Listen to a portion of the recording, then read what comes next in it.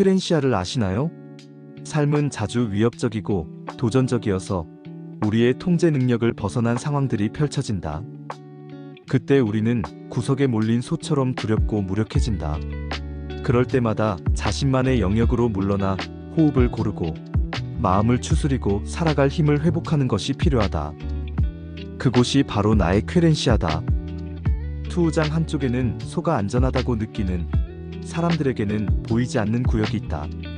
투우사와 싸우다가 지친 소는 자신이 정한 그 장소로 가서 숨을 고르며 힘을 모은다. 기운을 되찾아 계속 싸우기 위해서다. 그곳에 있으면 소는 더 이상 두렵지 않다. 소만 아는 그 자리를 스페인어로 쾌렌시아라고 부른다. 피난처, 안식처라는 뜻이다. 쾌렌시아는 회복의 장소이다. 세상의 위험으로부터 자신이 안전하다고 느끼는 곳, 힘들고 지쳤을 때 기운을 얻는 곳, 본연의 자기 자신에 가장 가까워지는 곳이다. 사냥이나 술록이 두려움 없이 풀을 뜯는 비밀의 장소, 독수리가 마음 놓고 둥지를 트는 것처, 곤충이 비를 피하는 나뭇잎 뒷면, 땅두더지가 숨는 골이 모두 그곳이다. 안전하고 평화로운 나만의 작은 영역. 명상에서는 이 쾌렌시아를 인간 내면에 있는 성소에 비유한다. 명상 역시 자기 안에서 쾌렌시아를 발견하려는 시도이다. 전에 공동체 생활을 할 때 날마다 10명이 넘는 방문객이 찾아왔다. 지방에서 온 이들은 며칠씩 묵어가기도 했다. 살아온 환경과 개성이 다른 사람들로 늘 북적였다.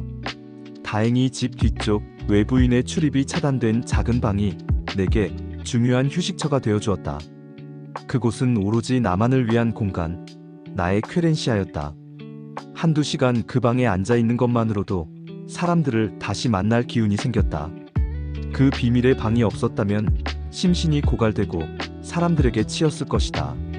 내가 만난 영적 스승들이나 명상 교사들도 매일 수많은 사람들과 수행자들을 만나지만 수시로 자신만의 장소에 머물며 새로운 기운을 얻고 그럼으로써 더 많은 이들에게 가르침을 펼 수 있었다. 그렇지 않으면 영혼의 샘이 바닥난다. 내 삶에 힘든 순간들이 있었다. 그 순간들을 피해 호흡을 고르지 않으면 극단적인 선택을 하거나 부정적인 감정들로 마음이 피폐해질 수 있었다.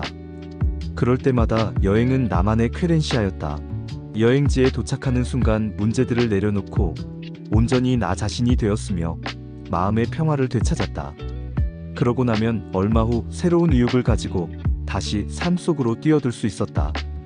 동물들은 본능적으로 쾌렌시아를 안다.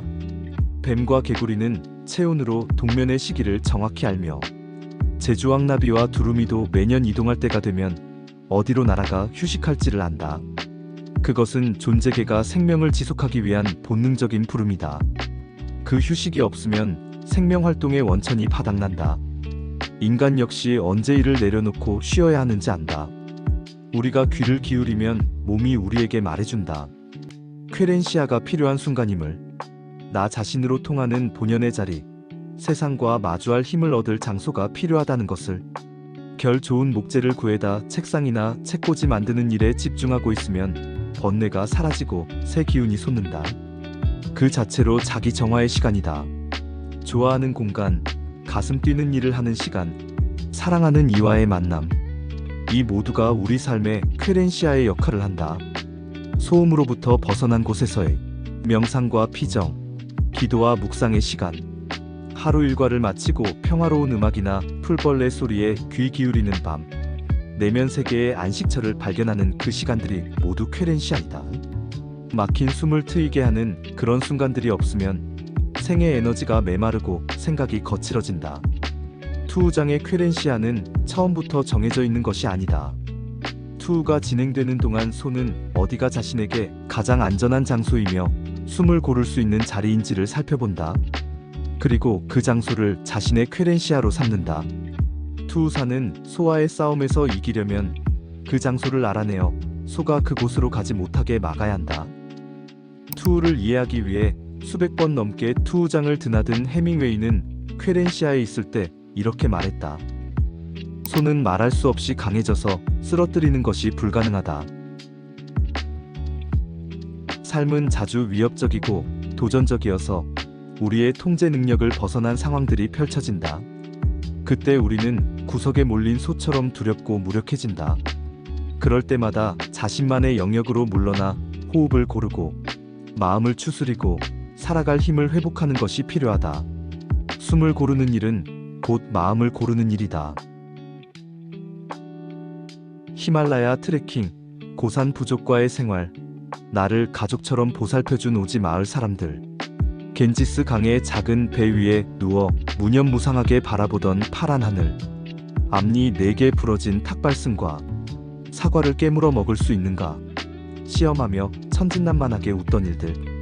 이런 쉼의 순간들이 없었다면 나 역시 건강한 삶을 유지하기 어려웠을 것이다. 누군가 말했듯이 인생은 쉼표 없는 악보와 같기 때문에 연주자가 필요할 때마다 스스로 쉼표를 매겨가며 연주해야만 한다.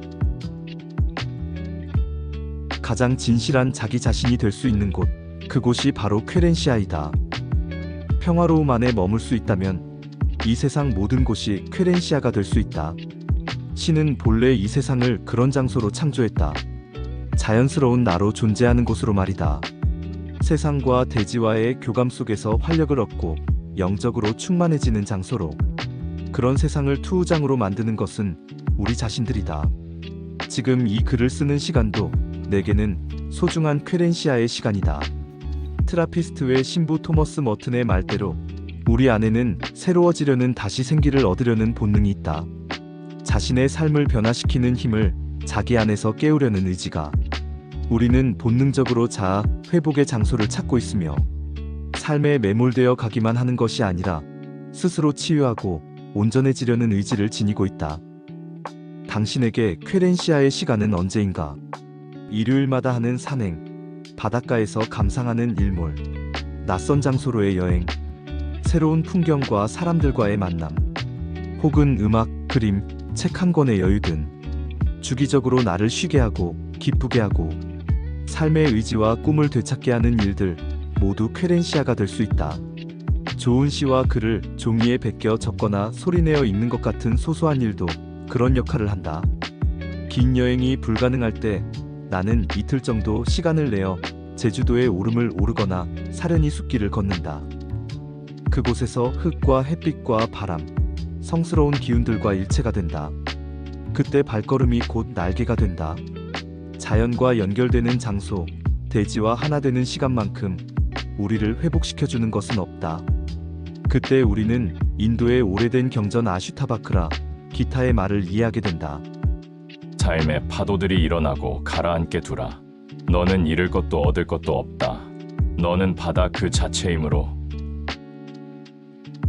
삶에서 소중한 것을 잃었을 때, 매일매일이 단조로워 주위 세계가 무채색으로 보일 때, 사랑하는 사람들로부터 상처받아 심장이 무너질 때, 혹은 정신이 고갈되어 자신이 누구인지 잊어버렸을 때, 그때가 바로 자신의 쾌렌시아를 찾아야 할 때이다. 그곳에서 누구로부터도, 어떤 계산으로부터도 방해받지 않는 혼자만의 시간, 자유로운 영혼의 순간을 가져야 한다. 그것이 건강한 자아를 회복하는 길이다. 나의 쾌렌시아는 어디인가? 가장 나 자신답고 온전히 나 자신일 수 있는 곳은 너무 멀리 가기 전에 자기 자신에게로 돌아와야 한다. 나의 쾌렌시아를 갖는 일이 곧 나를 지키고 삶을 사랑하는 길이다. 이 글을 읽으며 가장 마음에 깊이 와닿았던 것은 우리 모두에게는 쾌렌시아가 필요하다는 사실이었습니다. 삶은 늘 평탄하지 않습니다.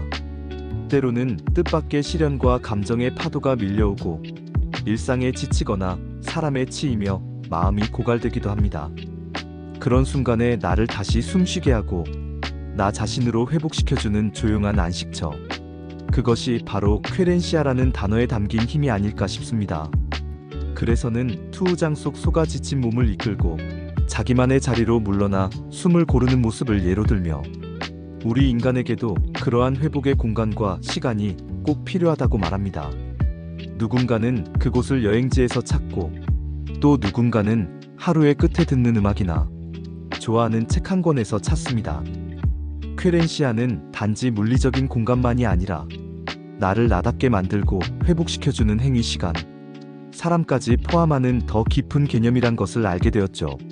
삶의 고비에서 지혜롭게 다시 일어설 수 있는 힘은 결국 자신만의 쾌렌시아에서 비롯된다는 점이 인상 깊었습니다. 글쓴이가 공동체 생활 중 사람들과 부딪히며 지쳐갈 때 조용한 작은 방 하나가 큰 회복의 장소가 되었다는 이야기. 명상가나 영적 스승들도 자신만의 공간을 통해 내면의 에너지를 회복한다는 부분은 많은 공감을 불러일으켰습니다. 나 역시 누군가를 도우려면 먼저 나를 다독이고 쉬게 해야 한다는 너무나 단순하지만 자주 있는 진실을 떠올렸습니다. 또한 자연 속에서의 시간, 고요한 숲길, 밤하늘, 아래서의 사색 같은 것들이야말로 우리를 가장 온전한 나로 이끌어주는 삶의 쉼표라는 점도 마음에 남습니다. 우리는 종종 열심히 살아야 한다는 강박 속에서 멈추는 법을 잊고 살지만 진짜 강한 사람은 때때로 멈출 줄 아는 사람이라는 것을 이 글이 일깨워 주었습니다. 결국 쾌렌시아는 자기 자신에게로 돌아가는 자리이자 삶을 사랑할 수 있게 해주는 힘의 원천입니다. 이 글은 단지 휴식의 중요성을 말하는 글이 아니라 나를 지키는 법, 나를 회복하는 법에 대한 깊은 통찰을 건넵니다. 바쁘고 소란스러운 세상 속에서 진정한 나로 숨 쉴 수 있는 공간을 갖는 것, 그것이야말로 우리가 스스로에게 줄 수 있는 가장 큰 선물이 아닐까요? 책새는 날아가면서 뒤돌아보지 않는다. 류시화 작가의 쾌렌시아였습니다.